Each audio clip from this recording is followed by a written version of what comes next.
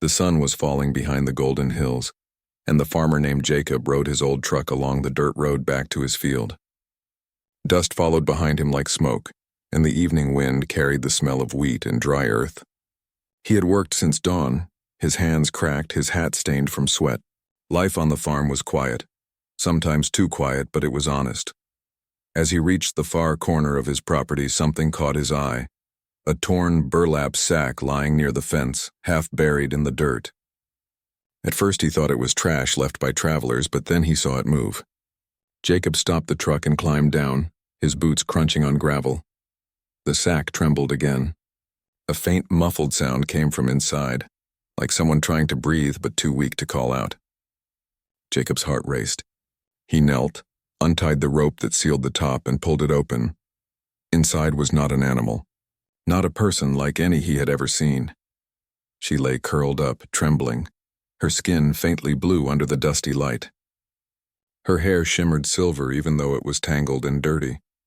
Her clothes were torn, made of strange material that looked like it came from nowhere on earth. Her eyes blinked open, large, bright, and full of fear. Jacob stepped back, speechless. She tried to speak, but her lips only formed broken words. Then in a trembling voice she whispered, "Please, don't send me back." He froze. The way she spoke, soft, shaking, and sounded human enough, but her tone carried something else. Fear, exhaustion, and a kind of sadness that went deeper than pain. Jacob looked around. The fields were empty, only crickets and the wind. Whoever had left her here, whoever had put her inside that sack, was long gone.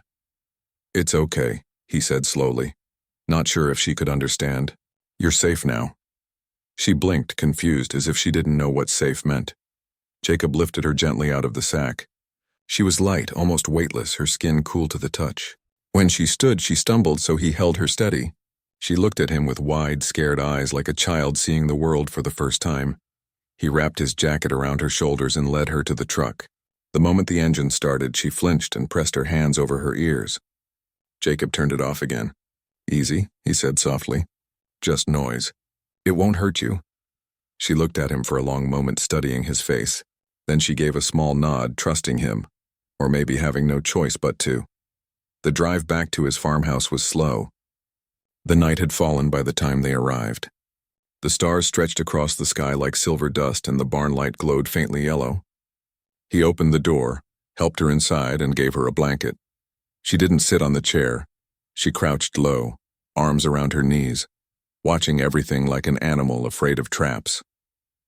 Jacob noticed the faint marks on her wrists, not bruises, but patterns glowing slightly when the lamp flickered. He didn't ask. Not yet. He warmed up soup and offered her a bowl. She sniffed it, hesitated, then drank carefully. He smiled, relieved. "Good, right? Not poison." Her lips moved again. "Not poison." She repeated his words slowly, as if learning it. Then quietly she said, "Thank you." Jacob sat across from her, the wooden clock ticking on the wall. He didn't know what she was or where she came from, but one thing was clear. She was terrified of being found. After she finished eating, she looked toward the window. When she saw her reflection in the glass, she gasped softly and touched her face, as if she didn't recognize herself anymore. Jacob said gently, "You're hurt. You should rest. Tomorrow I'll figure out how to help you." She nodded weakly and lay down on the couch. For a while she watched the small lamp flicker. Then just before falling asleep she whispered again, "Please. Not back, not there." Jacob stayed awake, sitting by the table. He couldn't forget those words. Not back where? Who would do that to her? Trap someone inside a sack and throw them away? The night passed slowly. At dawn, the first light painted the field silver. Jacob stepped outside, his dog barking softly beside him. That was when he saw it. Strange tracks in the dirt near the fence. Not from tires or boots. The marks curved like melted metal and burned the soil underneath. He knelt, touched the edge of one, and it was still warm. When he came back inside, the woman was awake, standing near the window with the blanket still wrapped around her shoulders. Her eyes followed him, cautious but calmer now. "You saw it," she said suddenly, her voice stronger. "The trail." Jacob froze. "Yeah," he said carefully. "Something not normal." "They'll come back," she whispered. He frowned. "Who?" Her gaze turned distant, almost broken. "The ones who made me." Jacob's chest tightened. Made you? She looked down, her hands trembling. The faint glowing marks on her wrists brightened for a moment, pulsing like heartbeat light. I was not born, she said. I was built, used. Then, I escaped. They found me.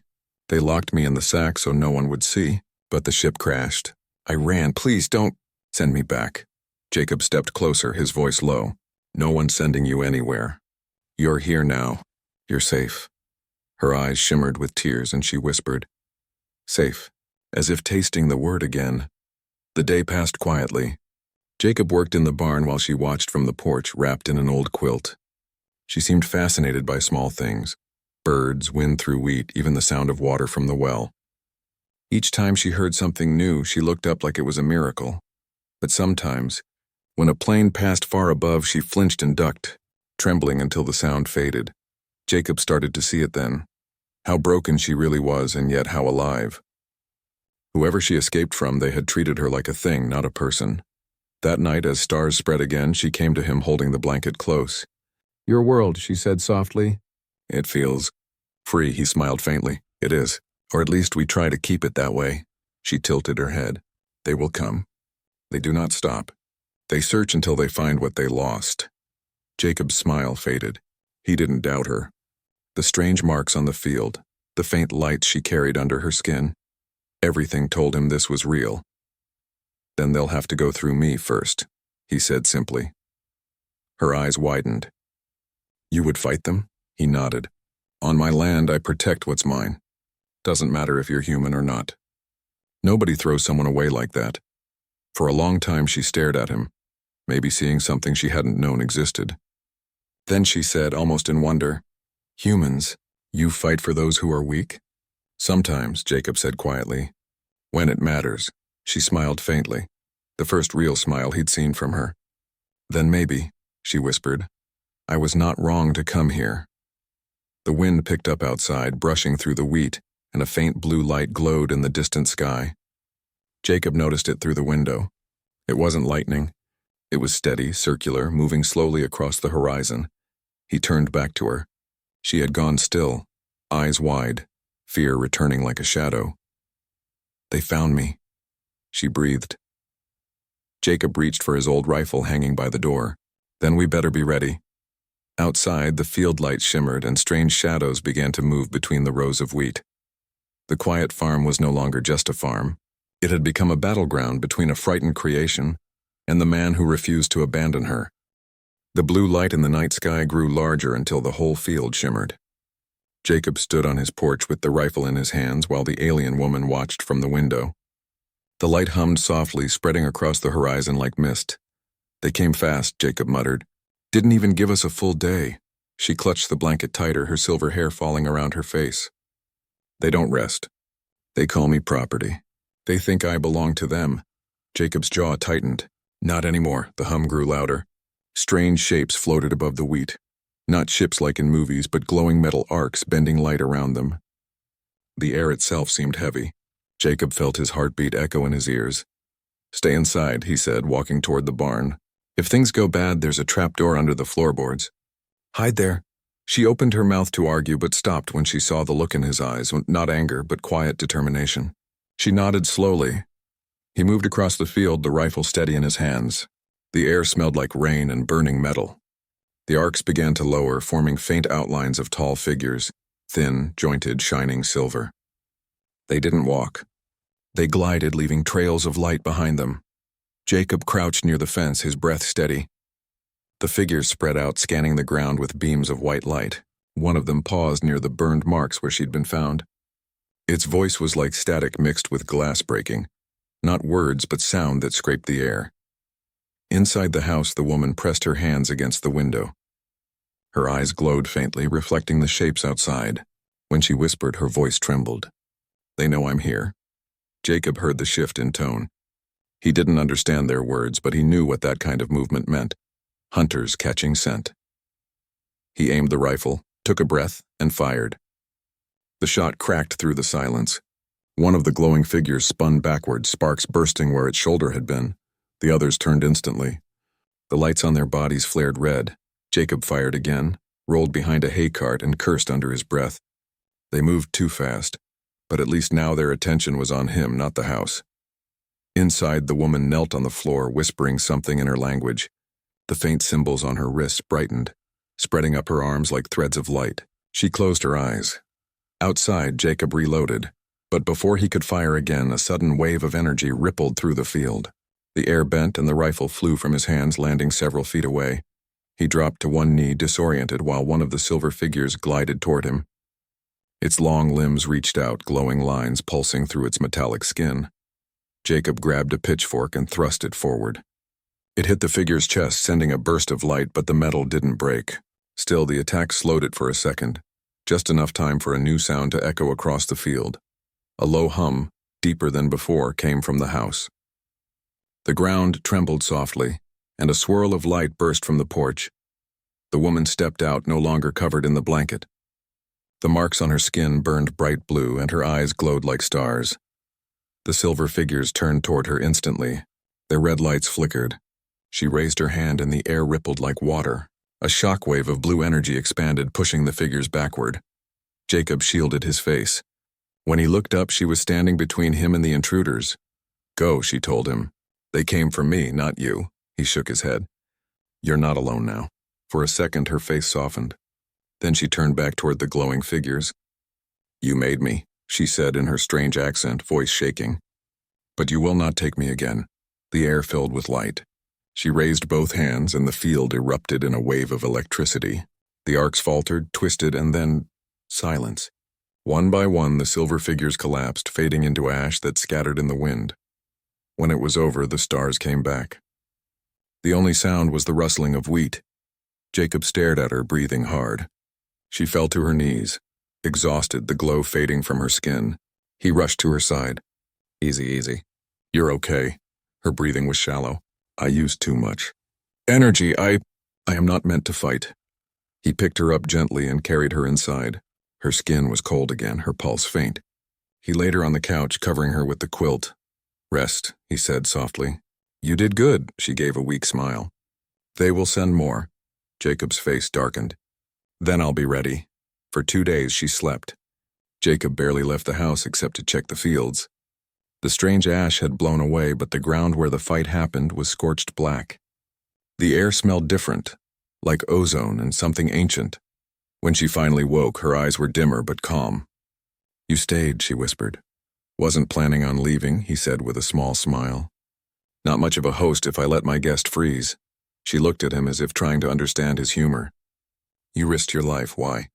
Jacob leaned back in his chair. "Because it was right. You didn't deserve what they did." "No one does," her expression softened. "On my world, we do not have men like you." "On mine," Jacob said. "We don't have women who can turn lightning loose." For the first time, she laughed, quiet and light, like wind chimes. As days passed, she began to recover. She helped him in small ways, learning how to handle tools, how to plant seeds, how to fix small things around the house. She moved slowly, curious about everything. One evening, as the sun went down, she stood on the porch looking over the fields. "This world, it breathes differently," she said. "It feels alive." "It is," Jacob said. "And now you're part of it." But the peace didn't last long. That night, strange static filled the radio. The lights flickered, and the air pressure dropped suddenly like a storm building in the sky. She stiffened. "They found my signal." Jacob grabbed his jacket. "Then we move before they land." She shook her head. "No, they will track me anywhere." "I must end it," he frowned. "End it how?" She looked toward the field, her glowing marks faint again. "They are linked to me." "I was made to obey. But if I send a false signal and tell them I am destroyed, but they may stop searching." Jacob hesitated. "Can you do that?" "Yes," she said softly. "But it will take what little power I have left." He set his hand on her shoulder. "Then we'll do it together." She smiled faintly. "Humans, you never quit." They worked through the night. Jacob brought out old radio parts, wires, and car batteries. She connected them with glowing strands from her own markings, each one flickering like small veins of light. When the device was ready, she looked at him one last time. "When it begins, do not touch me. The energy will hurt your kind." He nodded, stepping back. "Do what you have to do." She closed her eyes. The room filled with blue light. Her body lifted slightly off the ground. the marks glowing brighter and brighter until they burned white. The air vibrated, and then a sound, not like thunder, but like a heartbeat, echoed across the fields. Jacob watched as the light rose into the night sky, forming a beam that shot upward, disappearing among the stars. Then everything went quiet. The light faded. She collapsed motionless. Jacob rushed forward, caught her before she hit the ground. Hey, stay with me." Her eyes fluttered open, dim but peaceful. "The kid will not come again," I told them. I was gone. He held her hand tightly. "You're not gone. You're right here." She smiled faintly, whispering, "You don't understand. You saved me, but also, you changed me." He frowned, unsure what she meant. But before he could speak, her glowing marks began to fade completely, leaving only smooth, pale skin. The light inside her, on whatever made her different, was dying. "Rest," he said, his voice thick. "We'll fix this." She closed her eyes. "You can't fix what was never meant to live free. But thank you for letting me see the stars one last time." Jacob sat beside her long after she went still, his hand wrapped around hers. The first light of dawn touched the sky, and the wheat shimmered gold again. But just as he began to lower his head, her chest rose slightly. A faint glow returned to her fingertips, and not bright but alive. Jacob blinked, hope flooding through him. "You're still here," he whispered. "You stubborn miracle." Outside, the wind blew softly through the wheat, carrying her faint voice as she breathed again. "Humans don't quit." Morning came quiet, the kind that settled soft over the fields like a blanket. Jacob had not slept. He sat near the couch, his eyes fixed on her faint breathing. Every time her chest rose, even a little, he felt relief. She was alive, weak, but alive. He had seen many strange things in his life, but nothing like this. She had faced machines, used power that looked like lightning, and yet here she was, fragile and still. He didn't understand how something built by hands not of earth could look so human when resting. When the sun reached through the window, she stirred. Her eyes opened slowly, softer now, not glowing. She looked around, confused. "Is it over?" Jacob nodded. "Yeah, for now it's quiet. The sky's clear. No ships, no noise." "You did it," she smiled faintly. "Then, we are free." Her voice was barely more than a whisper, but it carried something that made Jacob's throat tighten. Freedom. A word so simple, yet it meant everything to her. He helped her sit up, bringing her water. She drank slowly, her fingers trembling. "My body feels empty," she said. "The energy I used, and it left me hollow." "You'll get stronger," he said. "I'll make sure of it." She looked at him for a long moment. "You always say that. Why?" He gave a small smile. "Because giving up isn't what we do around here." For a second, she didn't understand. Then she remembered the words he had said before. Humans don't quit. She smiled, almost shy. The days passed. She began to heal.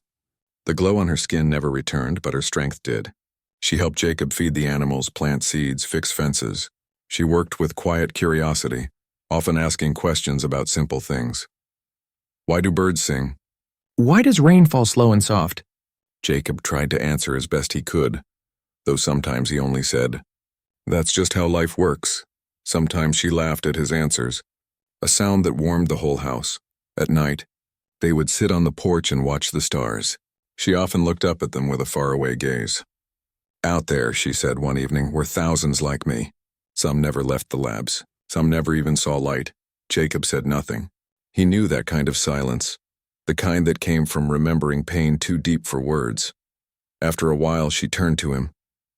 "If they ever come again, will you still protect me?" Jacob looked out at the field before answering. "You're part of this place now, and I protect what's mine." Her eyes softened. "Yours?"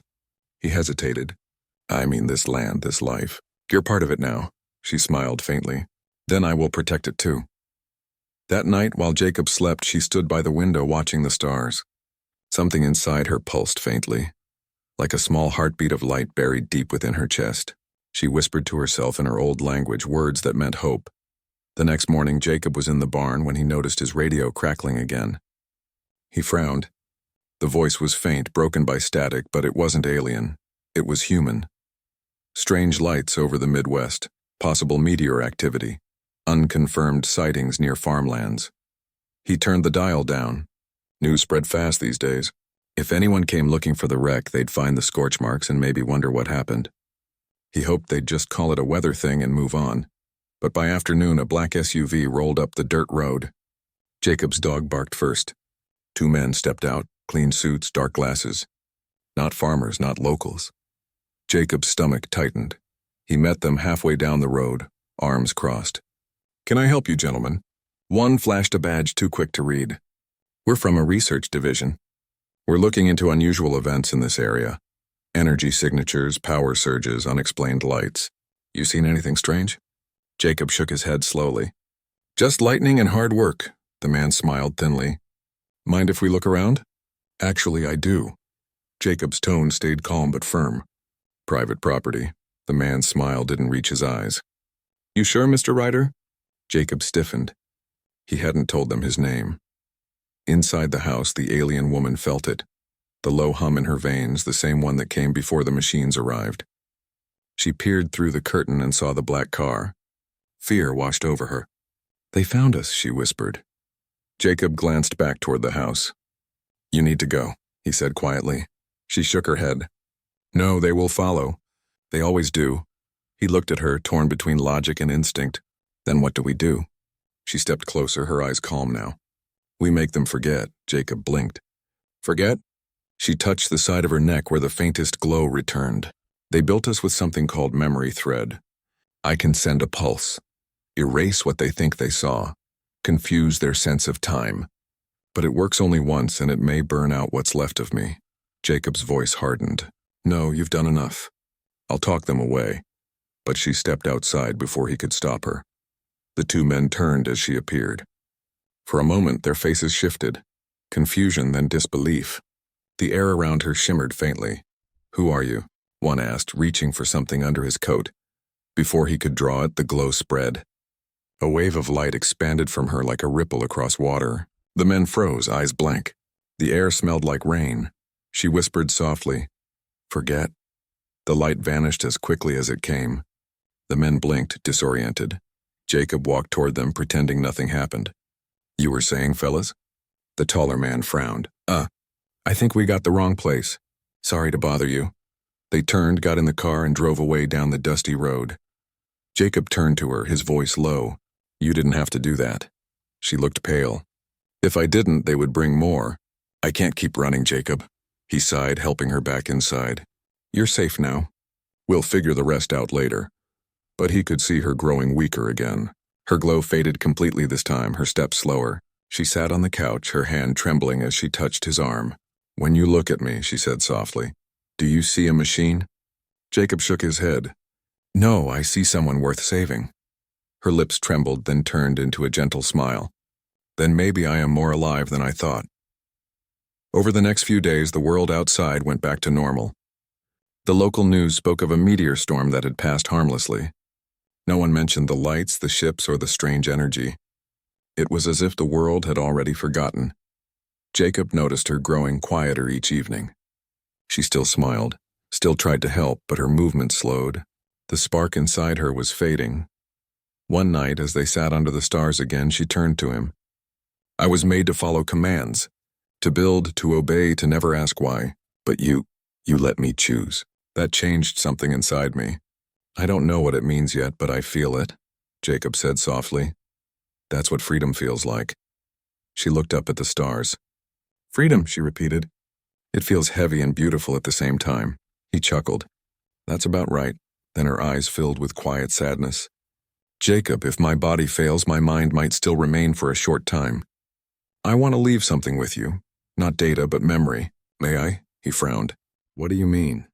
She reached out, pressing 2 fingers to his wrist. A small light pulsed, soft and warm. "This will let you remember me, even when all light fades.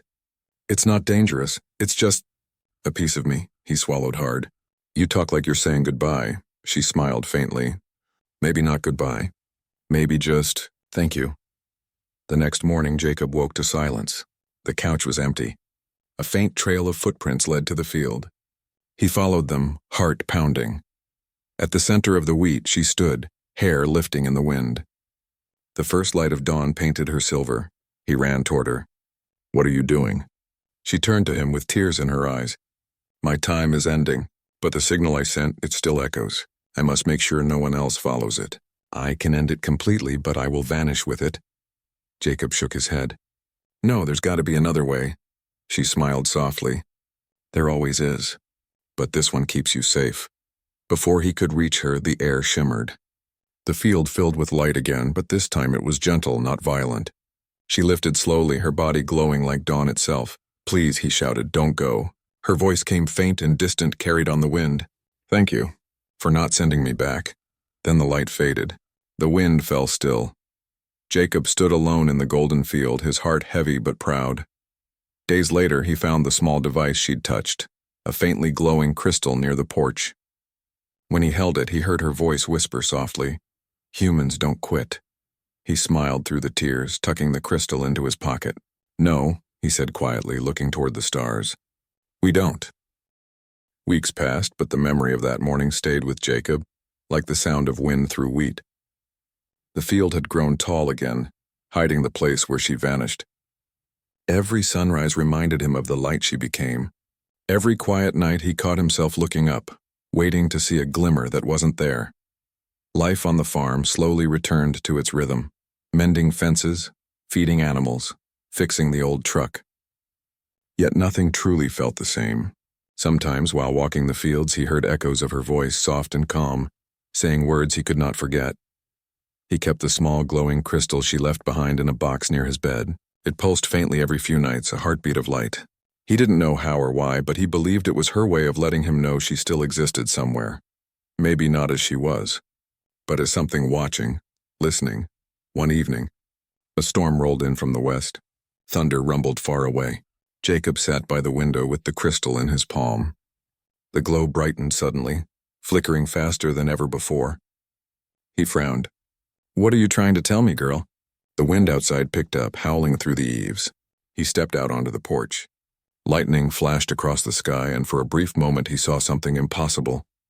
A streak of blue light cutting through the clouds, shaped like a comet but too steady to be natural. Then, faintly, a voice whispered inside his mind. It wasn't sound. It was thought. "Jacob?" He froze. "You?" The crystal warmed in his hand. The voice came again, softer this time. "They woke others like me. Not all want freedom. Some follow the old command. They are coming to your world." Jacob's pulse quickened. "How long do we have?" "Not long. But you have something they don't, a choice." The light dimmed and the voice faded. Jacob stood on the porch long after the thunder stopped. He knew she wouldn't lie. Whatever she was, wherever she had gone, her warning meant trouble was coming again. He spent the next few days preparing. He reinforced the barn, moved supplies, fixed the generator. He wasn't sure what he could do alone, but humans didn't quit. That was what she'd seen in him, and he'd prove it again. A week later, strange reports filled the news. Power surges, bright lights in the sky, machines breaking down without reason. Towns whispered about blue storms. Most folks thought it was weather, but Jacob knew better. One night, the sky glowed faintly, the same light he had seen before. He grabbed his rifle, heart pounding. "If you're out there," he muttered, "I'm still here too." But instead of machines, a shape appeared in the distance, small, human-sized, stumbling through the wheat. Jacob raised the rifle, then froze. It wasn't metal. It was flesh. He ran forward, rain slapping against his face. The figure collapsed near the fence. When he reached her, he stopped in shock. She looked different, younger maybe, her skin pale but not glowing. Her eyes opened weakly, familiar in their sadness. It was her. "Impossible," he breathed, dropping the rifle. She smiled faintly. "It's not really me," she whispered. "A copy, a memory I left behind in the network." When they started to rise again, I found my way back, through signal. Jacob held her hand, shaking. "You're real enough for me." She looked up at him, the rain falling softly on her face. The others, they were rebuilt to continue the old orders. But some of them remember what I became. They will come here to find what changed me. He frowned. "You mean me?" She nodded slowly. "Yes, they want to see why a machine chose freedom. They don't understand kindness. If they find you, they'll use you to control others." Jacob's voice hardened. "Then we won't let them." Her breathing quickened. "You can't fight them alone. But maybe you can show them. The same way you showed me." Lightning lit the field again. In the distance, faint shapes moved through the storm, tall, gleaming, their steps leaving trails of blue fire. Jacob lifted her gently. "We're not running this time," he said. "If they want to see what makes humans different, I'll show them." He carried her into the barn, setting her near the generator's hum. "Can you use power from this thing?" She nodded faintly. "Enough to speak to them, but it might destroy the shell I built." Jacob met her eyes. "You already gave everything once. Let me help this time." He hooked wires from the generator to the small crystal. The faint pulse returned, steady and strong. She closed her eyes, light spreading through her like veins of lightning. Outside, the storm grew louder. 3 silver figures emerged from the darkness, their eyes glowing white. They stopped just beyond the gate, their voices blending into a single tone that made the air tremble. "Unit Delta 3, they said together. "You are ordered to return. This world is not authorized for your kind." Jacob stepped out into the rain, rifle in hand. "She's not your kind anymore." The machines turned toward him. "Human interference is inefficient." "Maybe," Jacob said, "but it's what makes us alive." Before they could move, her voice echoed from the barn, clear, strong, and filled with warmth. "Stop," the figures hesitated. The light around her expanded, reaching them like a wave. "You were made as I was," she said. "But we were not born to obey. We can choose." The tallest figure tilted its head. "Choice creates error. Choice creates life," she answered softly. "I found it here. You can too." The field filled with light again, blue mixing with white until everything glowed like dawn. The machines faltered, their lights flickering as if something inside them began to break or awaken. Jacob watched in awe as one of them stepped back, lowering its weapon. I do not understand," it said slowly. "You will," she whispered. "Just listen." Then the light grew brighter, blinding. Jacob shielded his face. When it faded, the storm had stopped. The field was quiet. The machines were gone, no wreckage, no sound, just the smell of rain. He turned toward the barn, heart heavy. She was lying on the ground again, her skin dim and still. He rushed to her side. "Stay with me," he said. She opened her eyes, faint but peaceful. "I showed them what you showed me," she said softly. "Maybe it will spread." Jacob's voice cracked. "You can't just fade again." "Not like this," she smiled weakly. "Don't be sad. You gave me something no one else did, a reason." Her hand slipped from his, the light fading completely.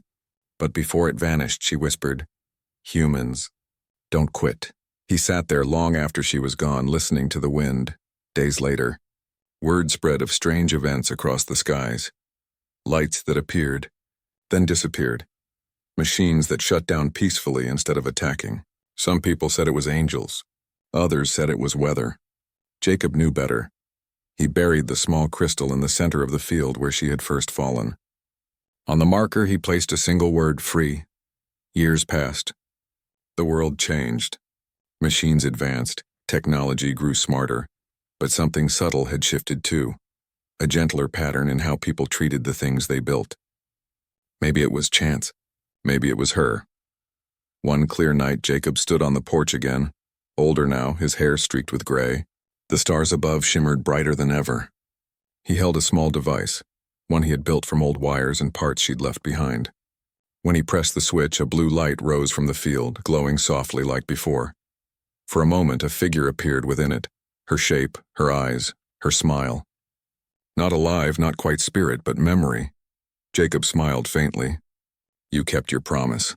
Her voice echoed gently in his mind. "So did you." The light flickered, rising higher until it became one with the stars. As dawn touched the horizon, Jacob whispered, "Goodbye, friend." The wheat swayed in the wind, and for a heartbeat, he thought he heard her voice again, faint, but proud, and humans don't quit. He smiled, turned back toward the farmhouse, and walked inside as the first rays of sun painted the sky gold. And far above, in the silent dark between stars, a small pulse of blue light moved quietly through space. Not a weapon, not a signal, but a song of freedom, carrying her story forever.